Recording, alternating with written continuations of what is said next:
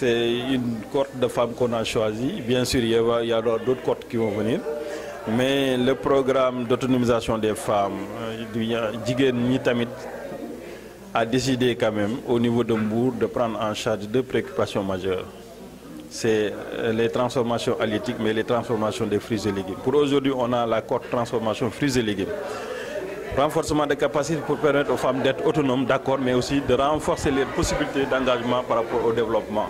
C'est pourquoi nous avons accepté de présider cette session, d'ouvrir avec cette session pour un peu redynamiser l'ensemble des femmes qui sont bénéficiaires actuellement, pour leur expliquer exactement qu'est-ce que le programme vient faire avec eux, pourquoi le programme les a choisis, mais tout ça pour leur dire encore une fois qu'il y a un souci de démultiplier tout ce qui va être appris ici, tout ce qui sera ici pris comme connaissance, pour permettre à l'ensemble des femmes de pouvoir partager dans le cadre des organisations et de dire encore une fois que nul n'est indispensable. Si on partage l'ensemble des connaissances, tout le monde pourra se remplacer et on aura quand même des femmes très dynamiques, des femmes à haute valeur ajoutée, mais aussi ce qui permettra quand même d'atteindre les objectifs et de rendre beaucoup plus autonomes les femmes du département.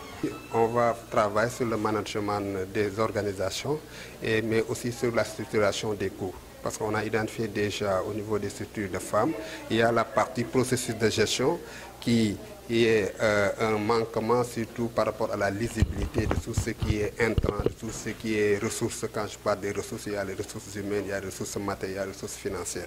Et cet atelier va les accompagner à mieux identifier les paramètres d'une bonne organisation, mais aussi à leur permettre d'avoir des outils donc, qui sont adaptés à la structure. Et on dit que ce sont des structures de femmes qui sont plus ou moins spécifiques dans la manière de faire. Ce sont des groupements, ce sont des organisations où le leadership est souvent un tout petit peu spécifique par rapport au leadership des autres entreprises classiques. C'est un programme donc, qui vient accompagner les femmes qui sont dans le sous-secteur de l'agroalimentaire pour renforcer leurs capacités beaucoup plus compétitives.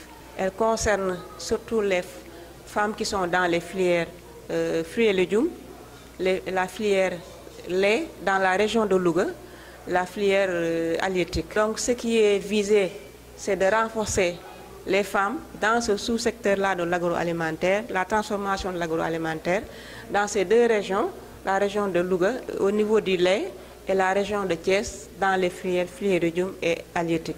Pour renforcer leurs capacités dans le domaine de la gestion managériale, mais aussi dans le domaine de la transformation technique, pour qu'elles soient beaucoup plus compétitives, qu'elles aient des produits qui répondent plus aux normes du marché et qu'elles soient vraiment des produits à exporter. Vraiment une formation qui vient à son heure. Alhamdulillah, moi on peut dire, parce que depuis l'année 2018, on a eu des séries de formations à l'endroit des transformatrices. Donc, je peux dire même de tout ce qui est entrepreneur féminin ici dans le département. Nous sommes à notre 4e formation. Aujourd'hui, on est ici pour la gestion du coût. Je suis certaine que ça peut régler les problèmes des femmes, parce que ce n'est pas qu'on est en train de faire. On est parti d'un point A et maintenant on vise un objectif. Et avec ces séries de formations-là, moi je suis sûre que ça vient à son heure et ça peut régler beaucoup de problèmes.